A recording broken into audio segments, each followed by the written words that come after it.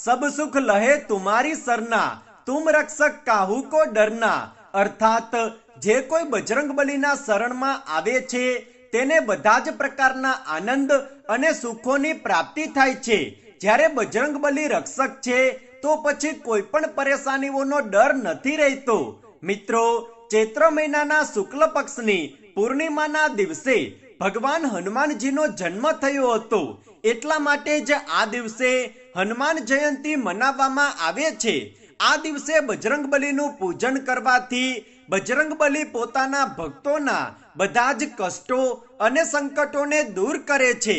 આ દિવસ બજરંગબલીને પ્રસન્ન કરવા માટે સૌથી વધુ ખાસ હોય છે। મિત્રો, આ વખતે ચૈત્ર મહિનાની પૂર્ણિમા મંગળવારના દિવસે છે। સાથે જ મંગળવારનો દિવસ એ ભગવાન હનુમાનજીને સમર્પિત છે। એટલા માટે જ આ દિવસનું મહત્વ ખૂબ જ વધારે વધી ગયું છે। મિત્રો, હનુમાન જયંતીના દિવસે ચૂપચાપ તમારા ઘરમાં આ જગ્યાએ પ્રગટાવી દો એક દીવો, મળશે બધા જ કષ્ટો અને સંકટોમાંથી મુક્તિ।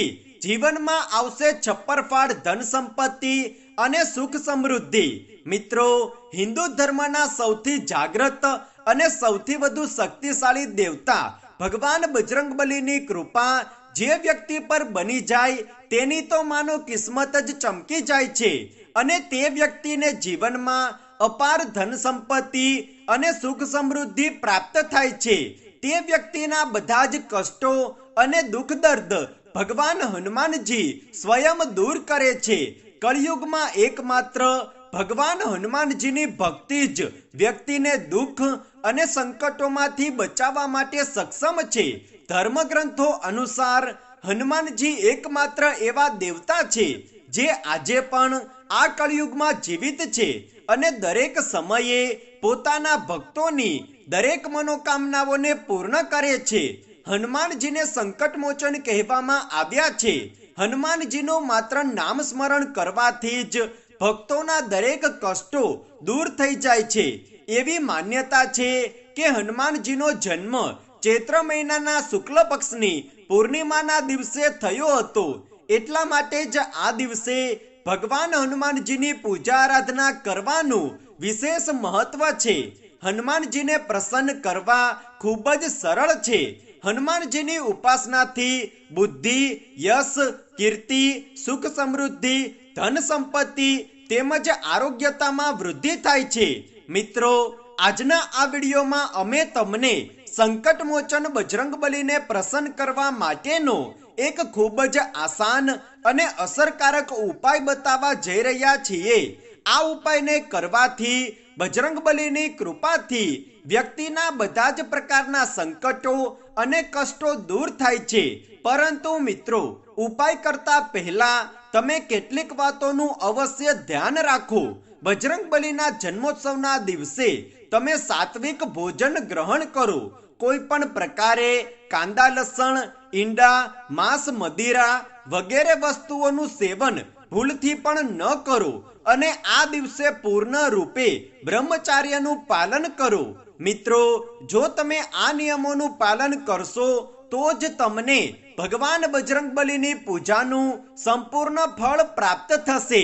મિત્રો, આ ઉપાય તમારે ચૈત્ર પૂર્ણિમાની રાત્રે કરવાનો છે।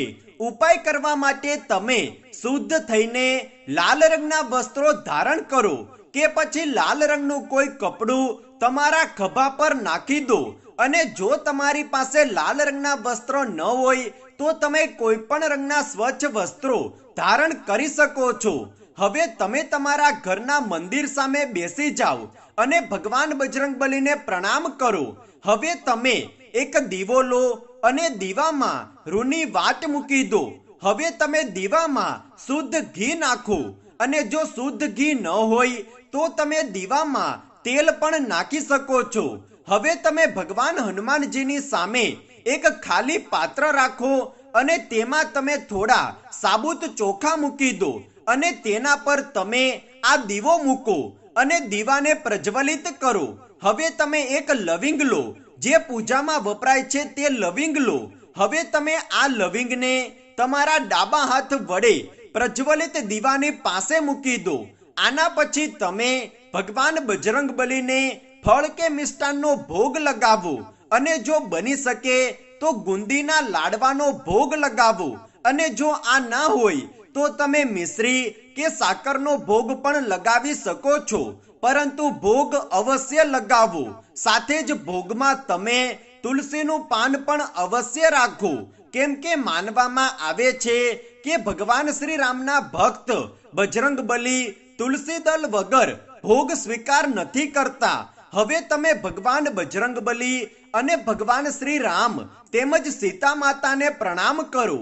ત્યાર પછી દીવા પાસે પડેલા લવિંગને તમારા બંને હાથની વચ્ચે લો અને તમારા જીવનની બધી જ પરેશાનીઓ ભગવાન બજરંગબલીને કહી દો.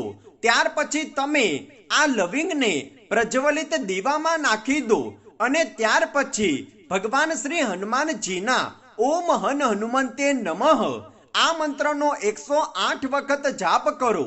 આ મંત્રનો 108 વખત જાપ કર્યા પછી તમે હનુમાન ચાલીસાનો 1 વખત પાઠ કરો અને ત્યાર પછી પ્રજ્વલિત દીવાને તમારા હાથમાં ઉઠાવીને તમે ભગવાન શ્રી બજરંગબલીની આરતી કરો અને આરતી કર્યા બાદ તમે ભગવાન બજરંગબલી તેમજ પ્રભુ શ્રી રામ અને સીતાજીને પ્રણામ કરો અને તમારા જીવનની બધી જ સમસ્યાઓ વ્યાપાર સંબંધિત હોય, ધન સંબંધિત કે સ્વાસ્થ્ય સંબંધિત કોઈ પણ સમસ્યા હોય તેને બજરંગબલીની સામે કહી દો અને બજરંગબલીને પ્રાર્થના કરો કે તે તમારા જીવનની બધી જ પરેશાનીઓને દૂર કરે. મિત્રો, શાસ્ત્રોમાં બતાવવામાં આવેલા બજરંગબલીને પ્રસન્ન કરવા માટેના આ સૌથી અચૂક અને રામબાણ ઉપાય છે. આ ઉપાયને કરવાથી ભગવાન સીતારામજી અને બજરંગબલીની કૃપાથી વ્યક્તિને બધા જ પ્રકારના કષ્ટો અને સંકટોમાંથી મુક્તિ મળે છે. આ પ્રકારે ભગવાન બજરંગબલીની પૂજા આરાધના કર્યા બાદ તમે જે મીઠાઈ કે ફળનો ભોગ બજરંગબલીને લગાવ્યો હતો તેને તમારા પૂરા પરિવાર સાથે ગ્રહણ કરો અને તમારા આ ઉપાયને સંપન્ન કરો.